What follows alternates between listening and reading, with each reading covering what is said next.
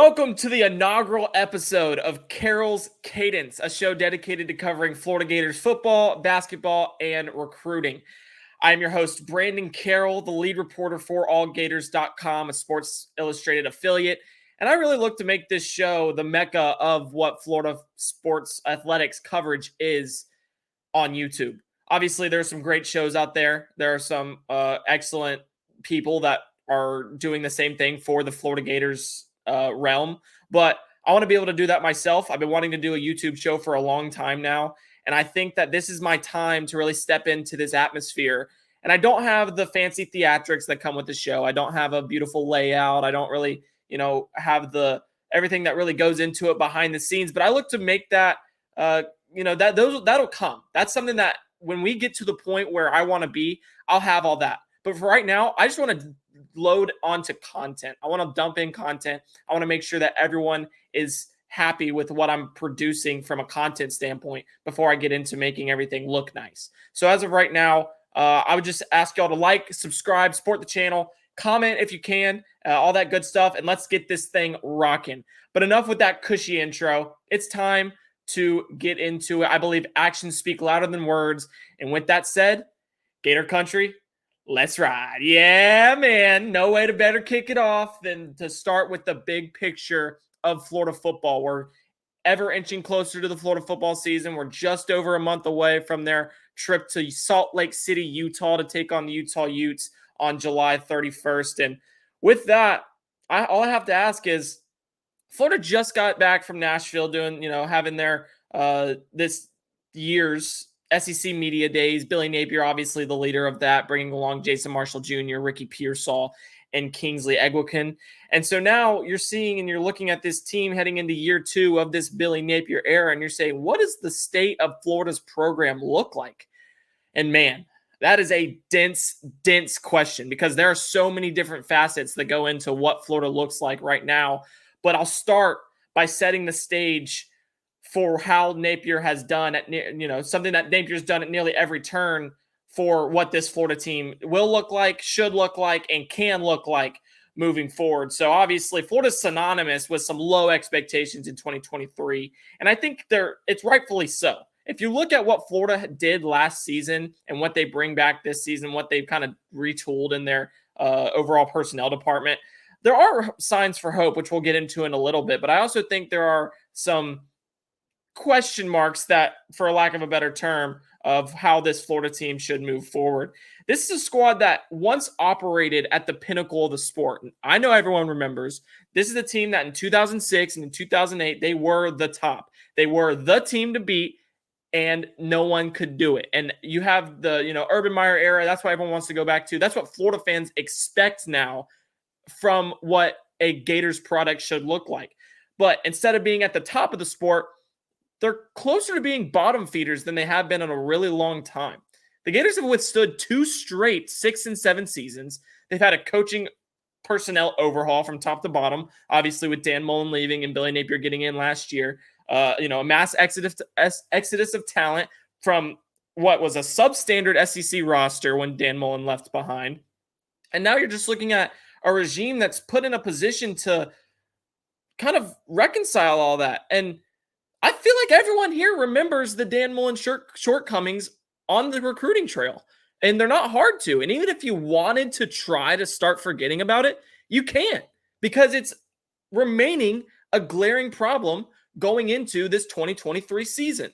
And I think sometimes I look back and I say, remember when Dan Mullen dressed up as Darth Vader for Halloween? It was cute and funny at the time. They just got done beating Missouri. They're heading into a bout against Georgia, which they won in that next week in Jacksonville.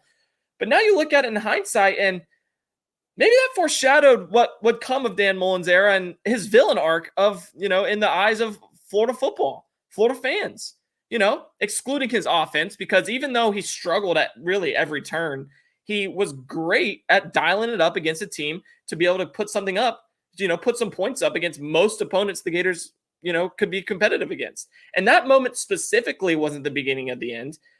They had promise that year. They had success that year. That was 2020. That was Kyle Trask, Kyle Pitts, Kadarius Toney, just a historically dominant offense for a team that really built its foundation on being a powerhouse offensively. Obviously, you had Steve Spurrier leading the charge there in the 1990s, really kind of bringing the fun and gun to the Gators. It made everything not only work in terms of having success with record and kind of getting to that national stage, winning a championship, but at the end of the day, it was something that you look back and you say, this is what Florida is. Florida is a fun offensive team. They are able to kind of make their mark on that side of the ball. And Dan Mullen brought some of that juice back to Florida. Obviously, there were times in the mid-2010s where the offense was stagnant and the defense was great. And now we had a time where Dan Mullen brought that offense back and then the defense fell off. So it's really just you're looking at things that need to change for Florida moving into this year, that you need that defensive to step back up. You need to find some rhythm offensively now. You need to kind of patch that minimal depth that was left behind. Find the answer for the culture, which I do think is on its way. I think that's trending back up. But we're here in year 2 now, and after it all came crashing down, we continue to look at a Florida team that is in the midst of a daunting rebuild. And it's hurling toward a third straight lackluster year on record. And that's not, necessarily something that many people want to swallow uphill. That's hard to swallow. But the present truth about Florida is not good. And it's an ugly truth. And I hate to say that because I do think Florida, there's a lot of promise for where Florida can be. But while they have the pieces, at least some of the pieces, to be an 8-4 team, 7-5 team, they have the nation's toughest schedule, a wave of talent, too inexperienced to shoulder the burden in 2023. So I think this upcoming season could illustrate that old adage of things might get worse before they start getting better for the Florida Gators. And I don't think that's something that you want to look at and say, it's all going to get better, because that's not what I'm saying. I'm just saying this year might be worse than a lot of people are, at least some Florida fans, some of the optimistic Florida fans may see when they look at what Billy Napier and Co could put on the field this year. And unfortunately for Billy, this Florida fan base, they're not patient. I know it. I've been around it long enough. I obviously grew up in Gator country. I'm from Jacksonville, Florida. I went to school at the University of Florida for a few years, obviously. Got my degree there. So I understand what this Florida fan base, what Florida fans are looking for. And let me tell you, it's not 6-6. It's not 7-5. It's not being a mid-tier SEC East team that is going to satisfy Florida fans. But let me tell you why maybe that should be something that you kind of take in stride this upcoming season. Because, Napier's managed those expectations since he arrived in Gainesville. Obviously, he's harped on the importance of implementing his formula, which he believes to be the one that will work in reinventing this Florida program back to being a winner, back to being a program that sits atop college football. And it's a slow churning process, because if we think about what happened last time, Florida tried to expedite a rebuild, and Jim McElwain's gone. We're going to get in here. We're going to throw Dan Mullen in, and we're just going to run. We're going to get after it. 4 wins to 10 wins. Here we go, picking it up. No, because it's ended just as fast as it started. You saw Florida go 10 wins in 2018, 2019 brought much of the same. And then obviously from there, they started to decline. Even they had a historically good offense in 2020, but I think a lot of people, even though that can be considered the peak, because it's when they beat Georgia, it's when they got to the SEC championship game, it's where they nearly were able to kind of hold on there against that, come back, I should say, and then find a way to beat Alabama, an Alabama team that was spectacular that season. That thing fell off very quickly in 2021, just 1 year after Dan Mullen gets an extension for taking them to an 8-4 record in 2020. He's moving out the door after they nearly lose to Samford. They are dropping games left and right. The team's undisciplined. The fundamental aspects of the game are just not fun to watch at all. And there's no sugarcoating it. That's where Florida's came from.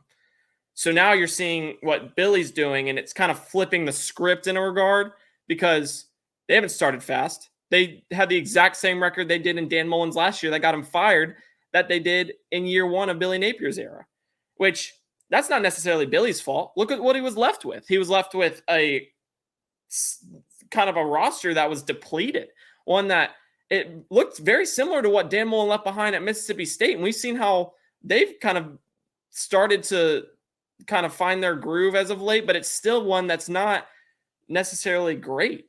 And he did it again at Florida. He didn't care about recruiting. He didn't care about getting that talent in. He was going to try to scheme you up, which he was very good at. And he was going to try to win with scoring points without worrying about the rest of the, having those 5 stars. And I know we talked about that a lot. I didn't. I mean, obviously this channel's new, but that was a talking point during his time is, oh, stars don't matter. He can make it happen. And sure, that was great for the time that lasted, but it's not going to last forever.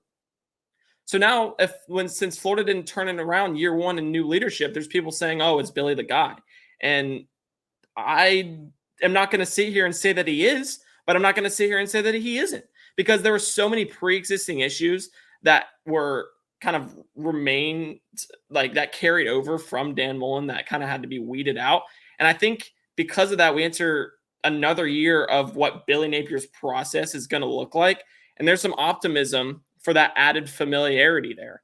I think it can help everyone understand the task at hand and the procedures to how they want to get to the point that they want to get to. Obviously, I spoke about how I was in Nashville, or that Florida was in Nashville for SEC Media Days. I was there as well covering the event with allgators.com. And I heard on multiple occasions, guys kind of stress how the unit is tighter this season. And there's comfortability for a major reason. It's not like the guys were, the lower tier players. It's not like dudes that were getting 25 snaps a game. No, these are the spearheads of their unit. These are the cornerstones for the 2023 season. And specifically, one said, yes, you feel like everyone's bought in. Last year, it was a little noise around the team, a lot of distractions, things like that. But now that's gone. Everybody's bought in. Everybody's together. The team's only improving. That was projected first rounder and a defensive player who, when he talks, others should listen if they're not. Jason Marshall Jr. He's a leader this year. I know it feels like he kind of has not been here super long. Year 3 for a guy that probably is going to go first round this year, especially if Corey Raymond continues to be Corey Raymond. And then you have his friend on the other side of the ball that he goes up in practice against all the time, in Ricky Pearsall, saying having another year under that and getting used to all those guys, developing those personal relationships. Like Coach Napier always says, it's all about the players in the building. So continue to develop those relationships with those guys, gaining their trust. Just getting to work with those boys every day is a blessing. I feel like this unit is going to be tighter. They're not only familiar with what the process can bring, but they can see the vision of how it can pay dividends in the end. And those two well-accomplished veterans have the potential to put their best product on display in the upcoming year. And they're saying, yeah, this is what is the new way of Florida football. And I think that holds a lot of weight. They've bought into this process, and they're not alone. Those that wanted to jump ship after last year are gone. It's seemingly, it's like they genuinely believe that this team is a team. This team is tight. This team is here. They're playing for each other. And I'm not saying it's going to be enough to put them on an exponential ascension this year. I don't think it's going to be something that results in them being able to kind of shock the world and, go 9-10 wins. I just don't. But I will say, I think this is a team that, while it might not show on the record at the end of the year, in the standings, they play harder, cleaner, more disciplined football than they have in years past. And I think a lot of that from what the rebuilding teams have showed me over the years that have actually been able to reach that ascension that they're looking for. I will put a lot of stock just into teams that I can see are playing hard for their head coach. And I think Florida is the poster child for that endeavor this year. And don't get it twisted. Even in bull case, Florida isn't a title contender. They're not an SEC contender. They're not even an SEC East contender. There's still plenty of things for them to work out and find out this season. But with the miscues that they had last year, I think that's all cleaned up. I'm sure that there's going to be some changes, and there you can see changes. How will the defensive coordinator kind of the new one, Austin Armstrong, how he kind of helped reinvigorate this unit after several down years. That's just a question to ask, but there's a chance for this team to be better than some of the preseason predictions are suggesting. I know I saw people saying Florida was going to be last behind Vandy in the SEC East. There was people saying they were going to be sixth, fifth. I don't think they went much above fourth for, on the national scale, and we'll get into what my predictions are more in depth as the season grows closer. But right now, I think what all of their success hinges on is none other than the quarterback position. And I know, good old Graham Mertz and company. I know a lot of mixed feelings about this quarterback room, and I understand why. And I just want to take a second to say, I can't say I'm keen on it, and I can't say that I'm necessarily comfortable with what Florida's looking at from the quarterback position, because we haven't gotten into fall camp yet. So I'm not going to sit here and say, oh, there's signs of trouble in Gainesville. But just from what I've seen on tape from Graham Mertz in the years past, which I do think he gets the starting job, and I'll talk about that in a second. But the refusal to name him as a starter at SEC Media Days, knowing you're going into fall camp having competition, which healthy competition is fine.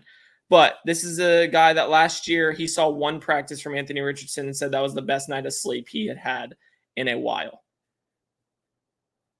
The fact that he he hasn't said that. So the fact that he not only hasn't even said it, but he's put off even naming him as a starter does not ease my mind on a situation that could be Florida's make or break in 2023.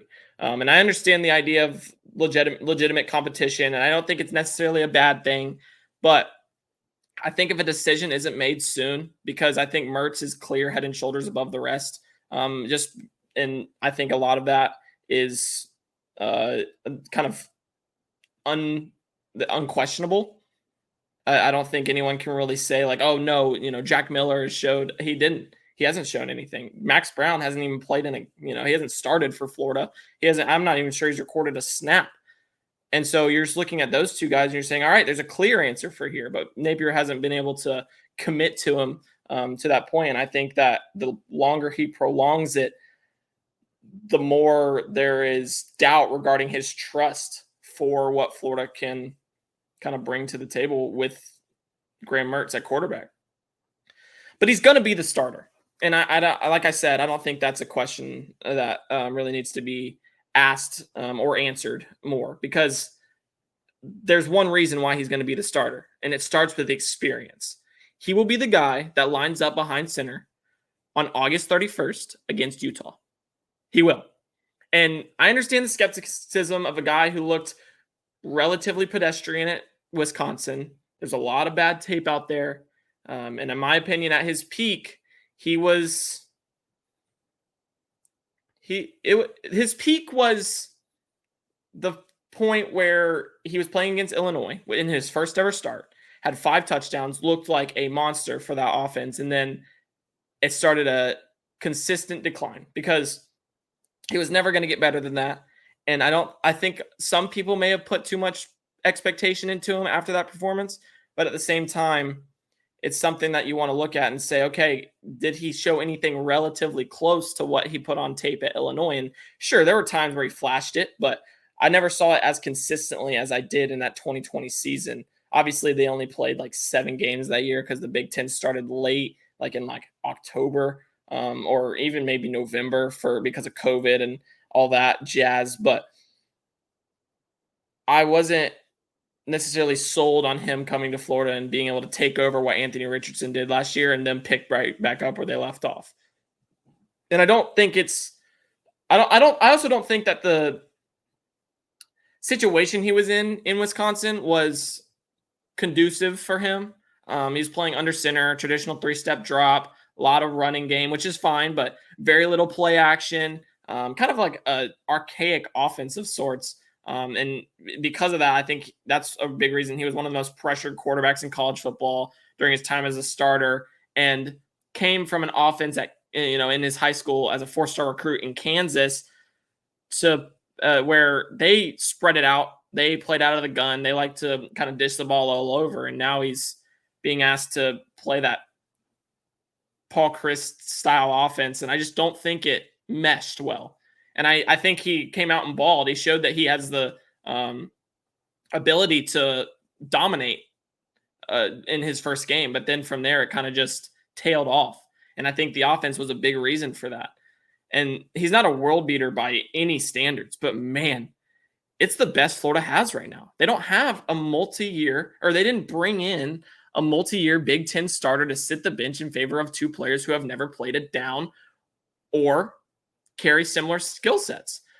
And I know Jack Miller played downs in the bowl game, and I don't want to get people saying like, oh, you don't know what you're talking about. I know, I understand, but I watched something that doesn't make me say this guy should start over a 32 start, 34 appearance player from Wisconsin over 4 seasons. And in those 4 seasons, sure, he had his ups and downs. He had 5,405 yards, 38 touchdowns, and 26 interceptions on 59.5% completion.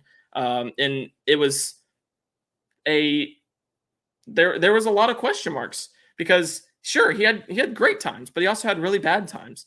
And I think that volatility, which Florida fans know all about volatility from the quarterback position, looking at Anthony Richardson from last season, that is overshadowed by his experience in a good way, because Jack Miller and Max Brown don't bring that to the table.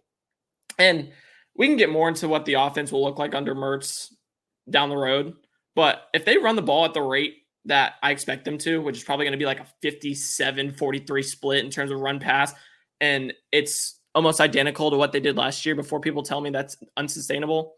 That's what the play calling split came out to a season ago, with arguably one of the most talented passers or just athletes at the quarterback position.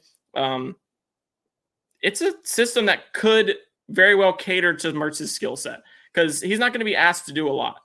He's not going to be asked to be this guy that comes out and throws it 30 times a game. Shoot, I don't even think they're going to ask him to throw it 25 times a game for the most part in the contest. They don't have to, make him. Montrell Johnson and Trevor Etienne are going to be busy boys in that backfield. They're going to be toting the rock more than we can really put our finger on right now. Napier's going to ask Mertz of 2 things: make the routine passes, keep the defense honest, and don't turn the ball over. And I know that seems like 3 things, but no, make the routine passes and keep the defense honest are one in its own. That's what Florida needs. It is. That's exactly what Florida needs this season. They don't need a top 5 draft pick again. They need a game manager who can make everything happen, and the pieces around him will be the ones that complete this team. And like I said, I think there's going to be changes defensively. The running game could have, or should have another campaign similar to last season, even though there were changes on the offensive line. I think that there's a lot of talent around him. Can he get it done? And that's really what kind of puts this, team in a position to kind of go from being a 5 to 6 win team to a 7 to 8 win team this year. Can he hold on to the possession, and can he make throws in rhythm in the short and intermediate, and then occasionally drop one in the breadbasket down the field? Because Florida does like to take deep shots. It was times last year where it'd be run on first down, run on second down, deep shot on third down, and they hit that deep shot. Obviously, Justin Shorter against LSU on the first drive, boom, that's your first one. That's the one that pops into everybody's head when you think about Florida taking a deep shot last year. At least it should, because that was perfectly executed, and Florida and Anthony Richardson put that right on the money to Justin Shorter. But if he can be that placeholder at quarterback, then I think that could buy Napier more time of, to see what he's, invested to live out what he's invested in Gainesville. And I think arguably the cornerstone of that investment isn't even on campus yet, because they're looking to get a very talented quarterback on campus here soon by the name of DJ Lagway from Willis, Texas. And my brothers and sisters, lean in here, get close. I need to tell you something. DJ Lagway is as advertised. ELITE. He's elite. And I know that not a lot of people want to get into the, saying of, oh, he's never played it down in college. He's just a high school player. We don't know if he's going to be that good. Why are we putting all of our chips into, all of our eggs in his basket? Because he deserves it. And if there's a reason to be optimistic about the future among other signs or above other signs, DJ Lagway is the reason because he's good. And yeah, man. All right. So one thing I will say, and I feel like y'all are in for a treat here.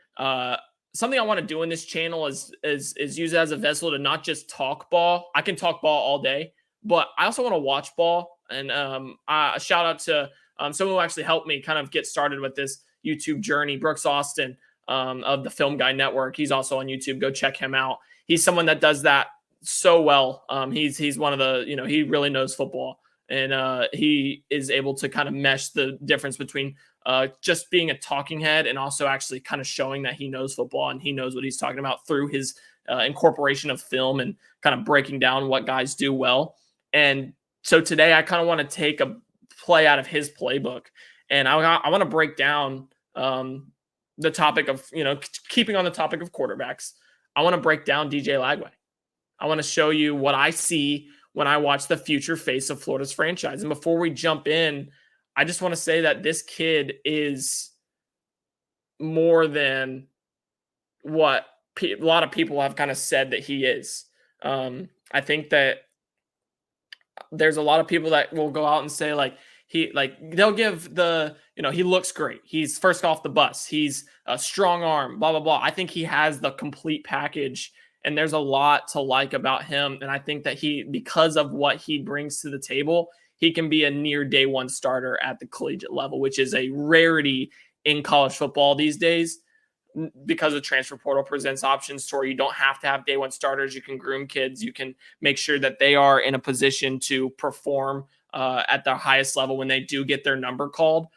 But Lagway is an exception to that, because I think that he's in a position now where Florida has committed to him fully, and he's put in the work to be able to kind of have that fallback of saying, okay, this is really something that we want to look at moving forward, of he's our guy.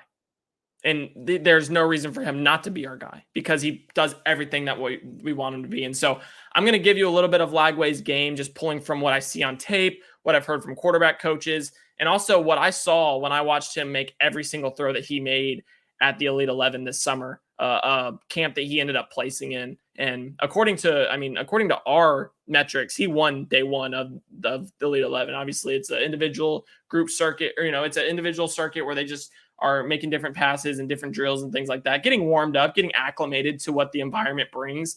But he was the best one there. And that's not just me. That's also my publisher at allgators.com, Zach Goodall, Brooks Austin, who I just mentioned, who is with Dogs Daily SI, and then also Volunteer Countries, Sports Illustrated publisher, Evan Kroll. So we had a diverse group of people there. Obviously, Georgia had two quarterbacks. Tennessee didn't have one, but Florida obviously did with DJ Lagway, and we all came to the conclusion that DJ Lagway looked better than any of the other guys at that spot. So I just wanted to put that out there, that there have been talks about his performance at Elite 11. He had his ups, he had his downs, but overall, I thought he was one of the better quarterbacks in that camp. And I think that will maintain. And he's not a camp quarterback. He's a football player. He likes to put the pads on and get after it that way. He's not going to go out and wow you in 7-on-7, things like that, but he can play football. So before we get started, and I know I'm dragging this out, but I just want to tell you, like I said, first off the bus guy, built more like an edge rusher than a quarterback, stands at 6'2", 225 pounds. That's the way he's going to play at collegiately. So that it's not like they're even going to have to get him on campus and tell him, all right, we need to add this weight to you before you can play. No, he's ready to rock from a stature standpoint. And pairing that stature with a rocket for a right arm and release mechanics that grow cleaner every single time I see him, whether it's on tape, YouTube videos posted by his quarterback coach, JP Tillman, who I also had the pleasure of meeting and talking to during that time. And then also just really the ability to layer his throws, the ball pops off his hand. There's just so many things that he brings to the table that I'm really excited to share with you all. So let's get it popping.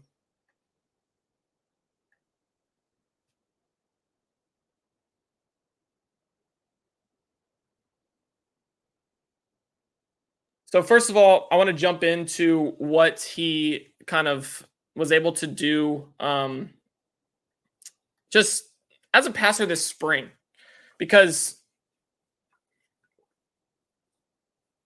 there's a lot of stock that goes into playing in real games. But I think practice can also be so big for players. Obviously, it's practice, so you're going to want to grow, but kind of playing against your own that understand what you want to do, especially as a quarterback, you have to kind of create nuances in your game that don't allow the safety you've been playing against since you were in second grade to understand where you're going with the football. So if you look here, I don't know if y'all can see my cursor, but on the right side of the screen, there's the boundary corner playing press coverage against obviously the outside, and then the slot wide receiver is they're playing drop coverage on him. So he's going to take up down the seam and then wrap back out to the far pylon, or the in the end zone, probably the right close pylon. And Lagway not only is going to put it on the dot, but he's going to make a throw off platform here that really shows just everything you need to know about him. He can improvise. He's he just can use pure arm strength. He's one of the best upper body throwers I've seen in a while, in terms of just not having to have his feet set and being able to really just kind of allow the ball to still fly off his hand with incredible velocity, unlike a lot of other quarterbacks that I see that have to set their feet. And that's the new way of quarterbacks. You want to have, a kind of assortment of arm angles you're allowed to use, or you're able to use, and just things like that. So let's watch this play real quick from Lagway and see if y'all see what I see when I watch this play. So one thing I will say about him, just a beautiful ball. Oh my goodness. I'm gonna run that one back here real quick. But just the way he's able to move in the pocket and make that throw with his other leg swinging back is just absolutely beautiful. Because he moves up in the pocket, he's just off his right leg, kind of uses his left leg to swing himself to create a little bit more momentum. But the ball placement and the ability to move as well as he does from the pocket, because he's not I don't think he gets a lot of time to sit back there and just sling it. He's on the run more than he's not. And when you're on the run that consistently, it can be difficult to continue making those type of throws, but he makes them so consistently that it is almost expected of him to, when he gets the ball, even if its offensive line allows rushers to evade pressure and step up in the pocket and find whoever's open on the field, and then deliver an absolute dot to whoever it is. A dot. I know. A dot. But yeah, so I think it's just so multifaceted in how he's able to make a throw like that. But that specifically is just so intriguing to me. And then you see here, it's another where he evades pressure, steps up, and makes it just an absolute laser, or sends an absolute laser to his wide out. This one's rolling against his body and puts one on the far sideline, putting it right past defenders. He just has a knack for playing more mature than he is, because a lot of the kids at this age aren't able to make these throws and make them look as, I don't even know how to say it, but put as much zip on the ball that he's able to, with just having no base, because he's not able to. There's not a lot of protection that he's getting right now. And if you're able to evade and make these throws now, I think that translates directly to the collegiate level. I will say I do want to see a bit more. I do want to see a bit more from him when he's kind of working toward,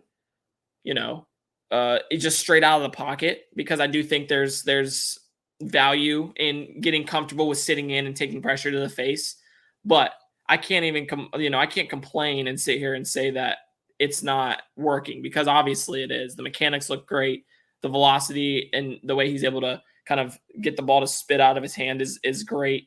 And that translates directly to the game, which I'm going to look at here, some of his junior tape. Obviously, just another example. See, that's what I'm talking about. There's the play that people will kind of overlook when they see Lagway, because of what he's able to do and how creative he is as a passer and how talented he is. There's not many times where he's going to come in and just sit in the pocket on here. But the ability to do that and allow his receiver, who's at the top of the screen, to work over top of this corner or defensive back here as this wheel kind of pulls him outside and catches his eye, pulling him outside and letting his other slot wideout kind of, or his boundary wideout work over top, and then be able to kind of thread the needle to make it within this little window that he gets, shows me that there is not a lot of fine tuning that needs to be done before he gets to the collegiate level. Boom, right there. And it's just a step. And then you also see times like this where Lagway, and that's another thing that people will overlook with him. He's not a dual threat quarterback, but he can run the rock. He's an athlete. He had one of the fastest, I think he had the fastest time in high school football last year for players that are, tested and that they're able to measure that. He ran into like over 21 miles per hour. And I think it might have been on that play that we just watched. He got up to over 21 miles per hour on this play. And a lot of people want to equate him to Jameis Winston, which I think is fair because you look at him, he looks very similar to Jameis Winston in his build. He's kind of lanky as Jameis was. But I think he's more athletic than Jameis. I think he can take off a bit better than Jameis. And I think that works perfectly in what Billy Napier is trying to look for in a quarterback. He's a bigger version of Levi Lewis in terms of being able to kind of make plays with his feet, but it's not going to be his first resort. Obviously, it's going to be one of his last resorts because he's going to want to push the ball downfield. But that's what Napier's looking for. And the fact that he's able to do it at such a consistent rate, which, I watched some of his sophomore tape earlier. He did that so often. And then here we go again with him working across his body, just making a throw that not a lot of players can make at his age, evading pressure once again, working toward his left again. There he goes, taking off. So it's just little things like that. And then that's another thing. That's something I want to talk about. This kid is a 5-star quarterback playing in Texas. All right. So if you don't know anything about Texas, they love them some ball in the Lone Star State. And so it's, he might be playing at Willis, which is a smaller town, but that is football. Friday nights are a big deal out there in Texas. And so if he's able to get to a point where he's willing to put his body on the line the way that he is in this environment, can you imagine what he's going to do when he gets to Florida? People are going to love him as fans. They're going to love him as a team because he's willing to put his body on the line for just the little things. And I think that's another thing that people are going to rally around DJ Lagway. And it's not going to be much of a question that they are rallying around DJ Lagway. Just as I talked about earlier about how the team is rallying around Billy Napier, I think that they do a lot of that with Lagway. Kind of moving when he arrives on campus. He's going to be someone that a lot of guys gravitate toward because he's about business, but he also knows how to build relationships with guys. And I think a reason for Florida's number 3 recruiting class in the nation this year is because of what Lagway's been able to do in building those relationships.